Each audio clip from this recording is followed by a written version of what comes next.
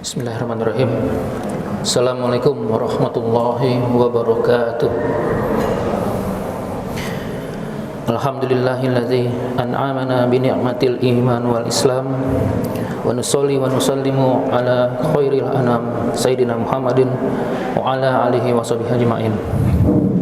Amma ba'd. Segala puji dan syukur bagi Allah yang telah memberikan sebaik-baiknya nikmat berupa iman dan Islam.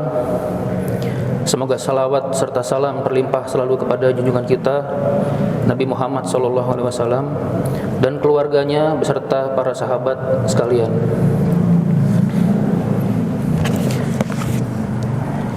Di kesempatan kultum pada subuh kali ini, Senin 23 Ramadan atau 24 Ramadan bagi yang berpuasa di hari Sabtu, atau bertepatan dengan 25 April,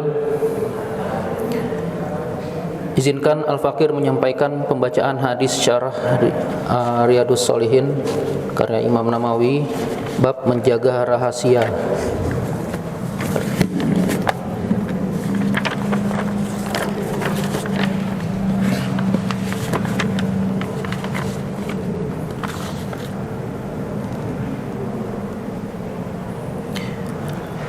Rahasia definisinya biasanya sesuatu yang disepakati untuk disembunyikan baik dalam bentuk kata-kata maupun keadaan yang harus selalu dijaga.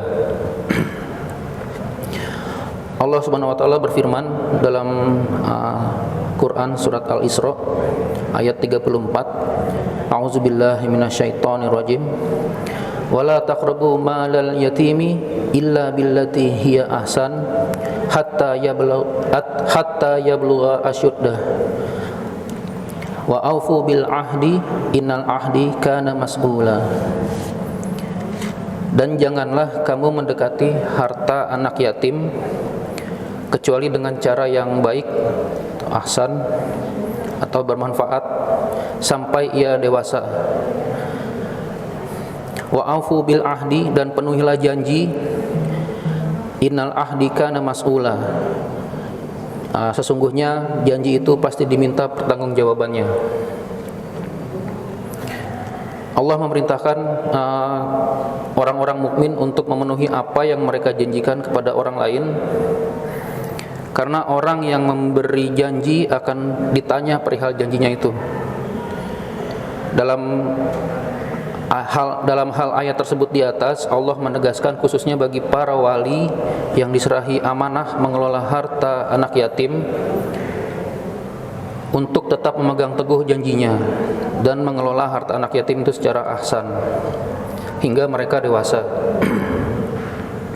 Nah, kesesuaian ayat di atas dengan bab ini bahwa rahasia termasuk hal yang disepakati umat manusia untuk selalu jaga kerahasiaannya, yang mana ia masuk ke dalam universalitas ayat.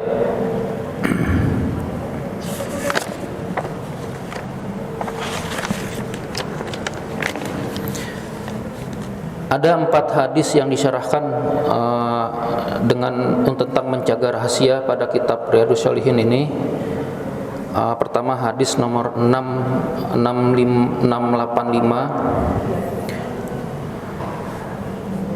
An Abi Sa'id Al-Khudri radhiyallahu anhu qala Rasulullah sallallahu alaihi wasallam, inna asyaran nasi indallahi manzilatan yaumal qiyamah rajuli yufdi ilal mar'ati wa tufdi ilahi thumma yanshuru sirraha. Dari Abu Sa'id Al-Khudri radhiyallahu anhu, dia berkata, Rasulullah bersabda, sesungguhnya seburuk-buruknya kedudukan seorang di sisi Allah pada hari kiamat kelak adalah seorang suami yang mencampuri istrinya atau seorang istri yang berhubungan dengan suaminya lalu dia menyebarluaskan rahasianya. Hadis ini diriwayatkan oleh Muslim nomor hadis 1437. Di dalamnya terdapat Umar bin Hamzah al-Umari, dan dia termasuk perawi yang lemah. Di dalam kitab Mizanul I'tidal bab 3 halaman 192, Al-Hafiz Az-Zahabi mengkategorikan hadis ini ke dalam hadis mungkar, di mana dia mengatakan hadis ini berasal dari Abdurrahman bin Sa'ad dari Abu Sa'id dengan status marfu. Maksud marfu ini hadis tersebut berdasarkan dari perilaku Rasulullah gitu ya. Tapi masih dikategorikan mungkar. Lebih lanjut dia mengatakan inilah yang termasuk salah satu sebab ditolaknya Umar. Jadi karena perawinya lemah, jadi hadis ini ditolak gitu ya. Di antara yang menilai lemah di sini adalah Syekh Abu Abdurrahman di dalam kitab Adabu Az-Zifaf.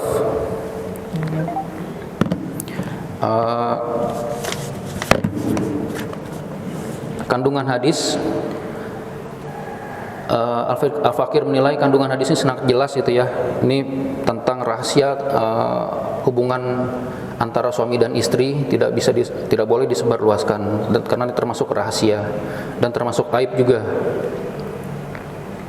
Kemudian hadis kedua, hadis nomor 687 dari Aisyah radhiyallahu anha,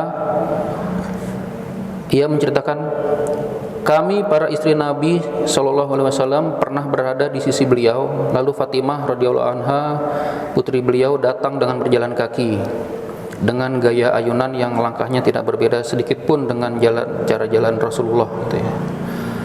Ketika melihatnya, Rasulullah pun langsung menyambut, marhaban bi ibnati. Kemudian beliau menyuruhnya duduk di sebelah kiri atau sebelah kanannya, lalu beliau berbisik kepadanya.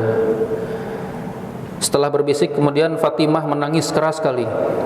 Ketika beliau merasa iba, Rasulullah merasa iba, beliau membisikkan lagi untuk kedua kalinya, sehingga Fatimah pun tertawa. Lalu Aisyah bertanya kepada Fatimah, "Qasaki Rasulullah mim baini nisahi summa anti tabqin." Rasulullah telah mengistimewakan dirimu, ya wahai Fatimah, dengan rahasia atau siror gitu, di tengah-tengah istri beliau. Akan tetapi kamu malah menangis. Setelah Rasulullah beranjak, Aisyah pun bertanya kepada Fatimah, "Ma qalaki Rasulullah?" Apa yang dikatakan Rasulullah kepadamu? Lalu Aisyah menjawab, "Ma kuntu li ufsya ala Rasulillah sirrah." Tidak akan aku menyebarkan rahasia Rasulullah. Setelah Rasulullah wafat, lantas Aisyah radhiyallahu anha menanyakan kepada Fatimah dahulu dengan sumpah, "Azamtu alaiki bima li alaiki minal haq lama hadastini maqala laki Rasulullah sallallahu alaihi wasallam." Aku bersumpah dengan hakku atas dirimu, ingin mendengar langsung darimu tentang apa yang pernah disampaikan Rasulullah kepadamu. Pada saat ini Fatimah menjawab, "Amal an fana'am." Kalau sekarang akan saya beritahu, kata Fatimah. Adapun bisikan beliau Rasulullah yang pertama kepada Fatimah, "Anna Jibril kana yu'ariduhul Qur'an fi kulli sanatin maratan au marataini." Jadi Jibril biasanya datang kepada Rasulullah untuk yu'aridihul Quran, atau saling mendengarkan bacaan Quran. Di fi kulli sanatin, tiap tahun, marotan au marataini, sekali atau dua kali. Jadi mungkin 6 bulan sekali gitu ya. Nah, tetapi sekarang Jibril melakukannya 2 kali. Wa annahu araduhul Quran maratain. Nah, sekali waktu pada saat itu Jibril datang dalam sekali waktu melakukan yu'aridil Quran ini 2 kali.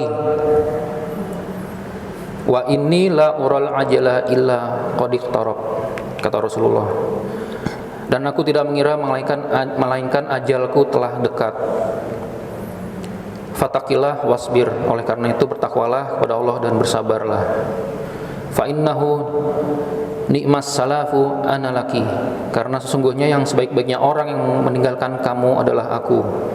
Ini bisikan Rasulullah pada Fatimah. Oleh karena itulah Fatimah menangis sebagaimana disaksikan oleh Aisyah. Adapun seperti kita ketahui, metode Jibril ini disebut dengan talaki gitu ya. Dan ketika Rasulullah melihat Fatimah bersedih hati, maka beliau berbisik kepada Fatimah untuk kedua kalinya seraya mengatakan, "Ya Fatimah, ama tordaina an takuni sayyidata nisaul mu'minin?" Ya Fatimah, tidakkah kamu suka kalau kamu menjadi pemuka wanita-wanita muslim? Nah, ini sebetulnya kode dari Rasulullah yang menyatakan bahwa Fatimah akan segera menyusul gitu ya. Keluarga beliau yang paling dekat akan menyusul beliau. Oleh karena itu Fatimah tertawa sebagaimana disaksikan oleh Aisyah. Dan kejadian ini, yaitu bertanyanya Aisyah kepada Fatimah ini, tidak lama berselang beberapa saat setelah Rasulullah wafat. Jarak dari wafatnya Rasulullah dengan wafatnya Fatimah itu sekitar 6 bulan. Fatimah wafat di usia 29 tahun di tahun ke-11 Hijriyah. Hadis ini diriwayatkan oleh Bukhari dalam Fathul Bari bab 6 dan Muslim nomor hadis 2450 halaman 98. Adapun kandungan hadis 687 ini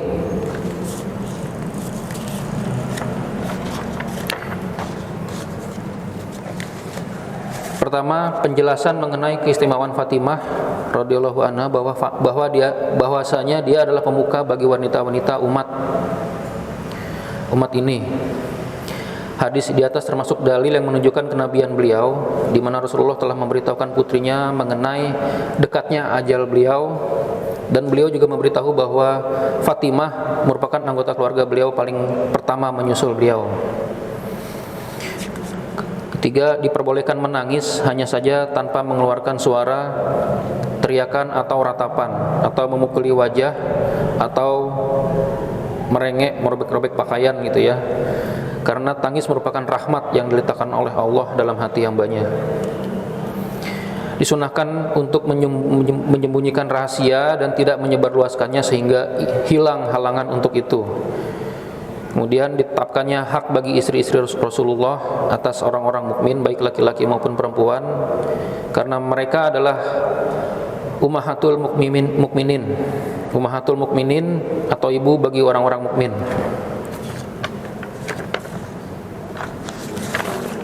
Selanjutnya, mengulang bacaan Al-Quran dengan para hufaz merupakan salah satu cara menghafalnya. Oleh karena itu, merupakan sunnah yang patut diikuti di antara kalangan orang-orang mukmin dan para hufaz. Diperbolehkan mengambil petunjuk dengan beberapa tanda-tanda, di mana Rasulullah telah menjadikan pengulangan bacaan Quran oleh Jibril tadi sebanyak 2 kali dalam satu waktu, di mana di luar kebiasaan, sebagai tanda dekatnya ajal beliau. Ini juga menunjukkan bahwa Rasulullah juga dengan cerdas gitu ya mengambil kesimpulan tanpa diberitahukan oleh Jibril bahwa dekatnya ajal beliau. Kemudian hadis nomor 688 tentang menjaga rahasia. Hadisnya cukup panjang, jangan artinya aja. Dari Tsabit dari Anas radhiyallahu anhu, dia mengatakan Rasulullah SAW pernah mendatangiku ketika aku tengah bermain bersama anak-anak sebayaku. Beliau mengucapkan salam kepada kami. Selanjutnya beliau mengutusku untuk suatu urusan sehingga aku terlambat datang kepada ibuku. Ketika aku datang, ibuku lantas bertanya, "Apa yang membuatmu terlambat?" Aku pun menjawab. Maksudnya Anas menjawab, "Rasulullah mengutusku untuk suatu keperluan." Ibunya bertanya kembali, "Apa keperluan beliau?" Aku menjawab, "Sesungguhnya hal itu merupakan rahasia atau sirrah. Janganlah kamu memberitahukan rahasia Rasulullah kepada seorang pun," pesan ibunya Anas ya.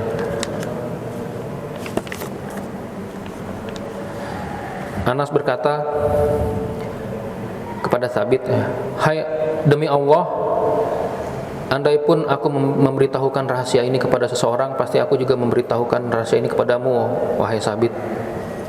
Riwayat di sini diriwayatkan oleh Muslim dan sebagian diriwayatkan juga oleh Al-Bukhari. Bab 11 halaman 82 Fathul Bari.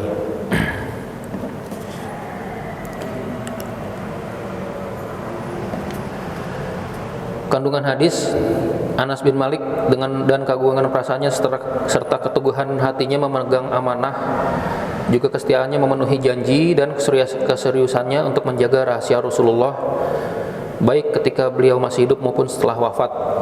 Jadi untuk hadis ini menyatakan Anas itu tidak pernah membocorkan rahasianya walaupun Rasulullah telah wafat gitu ya.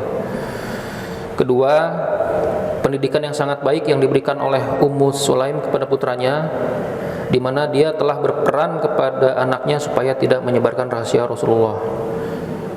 Ketiga, menjaga rahasia saudara dan tidak menyebarluaskannya merupakan salah satu bentuk akhlak mulia dan termasuk adab Islam. Yang perlu diketahui dalam masalah penjagaan rahasia ini adalah dilarang menyebarluaskan rahasia jika hal itu akan berakibat buruk dalam kehidupan pemilik rahasia tersebut. Jika pemilik rahasia itu sudah meninggal atau wafat dan menimbulkan aib bagi keluarganya, maka hukumnya adalah sama seperti ketika ia masih hidup, haram tetap. Namun jika di dalam penyebaran itu membawa dampak yang baik dan kemuliaan, maka hal itu tidak dilarang. Misalkan rahasianya tentang kebaikan gitu ya, sifat-sifat baik dari pemilik rahasia. Kandungan selanjutnya, tetapi jika penyembunyian rahasia ini mengakibatkan pertumbuhan darah atau membahayakan kehormatan atau mengancam harta orang lain, maka menjaga rahasia tersebut pada saat seperti itu adalah haram, bahkan wajib untuk tidak menyebarluaskannya. Wallahu a'lam. Terkait bab menjaga rahasia ini ada syarah lain yang coba Al-Fakir nukilkan. Mahmud Al-Misri dalam bukunya Mausu'ah Al-Akhlaq Al-Rasul atau ensiklopedi akhlak Rasulullah mengatakan bahwa menjaga rahasia yang sifatnya terpuji atau hasan merupakan salah satu bentuk amanah, salah satu jenis memenuhi janji dan tanda perilaku yang tenang. Menjaga rahasia yang terpuji adalah menyembunyikan rahasia atau aib orang lain yang dipercayakan kepada seseorang untuk menyimpannya. Karena itu menurutnya pemilik rahasia mestinya berhati-hati menempatkan rahasia pribadinya. Karena orang-orang yang meminta amanat dan kepercayaan biasanya akan berlaku khianat. Rahasia yang kurang terjaga dengan baik akan mudah tersebar, dan beberapa faktor penyebabnya antara lain banyaknya orang yang mengetahui rahasia tersebut. Ini rahasia umum maksudnya ya. Sekali saja rahasia itu disebarkan kepada lebih dari satu orang atau 3 orang atau lebih, maka tak lagi dianggap rahasia. Ali bin Abi Thalib radhiyallahu anhu pernah berkata, "Rahasiamu adalah tawananmu. Jika kamu telah membicarakannya kepada orang lain, berarti kamu telah melepaskan tawananmu itu." Mahmud Al-Misri juga menambahkan bahwa dampak yang bisa muncul akibat rahasia tersebar luas itu sangat luar biasa. Di antaranya menyebarkan rahasia berarti mengkhianati amanah dan merusak perjanjian. Membuka rahasia dapat menghapus marwah dari seseorang, merusak persaudaraan dan memicu pertikaian. Sebaliknya, dengan mengunci erat rahasia akan menempatkannya dalam derajat manusia yang sempurna, termasuk memberikan banyak faedah dunia maupun akhirat kelak. Ibnu Battal mengatakan mayoritas ulama berpendapat bahwa apabila si pemilik rahasia sudah meninggal, tidak ada keharusan untuk menyembunyikan rahasia, kecuali rahasia tersebut adalah cacat atau aibnya. Ibnu Hajar menyebutkan tiga klasifikasi hukum yang untuk menyebarkan rahasia. Pertama, haram jika rahasia itu tak lain adalah aib. Kedua, makruh secara mutlak. Dan ketiga, boleh atau dianjurkan. Untuk kategori yang terakhir ini, misalnya membuka rahasia meskipun pemilik rahasianya kurang senang, seperti mengungkapkan kebersihan hati atau perilaku baik yang dimiliki pemilik rahasia. Selain itu, menurut Imam Ghazali, hukum membuka rahasia yang merupakan amanah dan disuruh untuk menjaganya adalah haram dan sangat dilarang. Hikmah di balik pelarangan ini adalah terdapat unsur menyakiti atau meremehkan hak-hak pemilik rahasia, apalagi hingga dapat membahayakan pemilik rahasia tersebut. Bila tidak terdapat unsur membahayakan, maka termasuk kondisi tercela, tidak dianjurkan juga. Dalam pandangan para usul fikih dan dari kalangan salaf, Al-Is bin Abdus Salam salah satunya, secara garis besar menutup aib manusia adalah tabiat manusia yang menjadikan kekasih Allah. Namun dalam beberapa kondisi ada kalanya rahasia ataupun aib itu boleh dibeberkan, terutama jika ada mengandung maslahat atau menghilangkan bahaya. Argumentasi dalilnya merujuk pada kisah Nabi Yusuf saat menciptakan ajakan istri Madinatul Aziz untuk berbuat mesum itu ya, dan melanggar larangan Allah dalam persidangan itu. Demikian kiranya Al-Fakir dapat sampaikan, mudah-mudahan dapat kita jadikan renungan pagi ini, dan mudah-mudahan Allah melipat gandakan pahala bagi para thalabul ilmi yang hadir di majelis Kultum Al-Aqsa tercinta ini pagi ini. Al-Fakir mohon maaf atas segala kekurangan, dan milik Allah lah segala kesempurnaan. Semoga Allah menerima saum kita dan amalan kita hari ini dan di sisa Ramadan, dan Allah berkenan untuk mensampaikan kita pada Ramadan yang akan datang. Amin ya rabbal alamin. Allahumma taqabbal minna sauma yaumin, ya Allahumma taqabbal minna salatan, Allahumma taqabbal minna amalan hasanatan, innama yataqabbalahu minal muttaqin. Subhanakallahumma wa bihamdika asyhadu an la ilaha illa anta astaghfiruka wa atubu ilaik. Wassalamualaikum warahmatullahi wabarakatuh.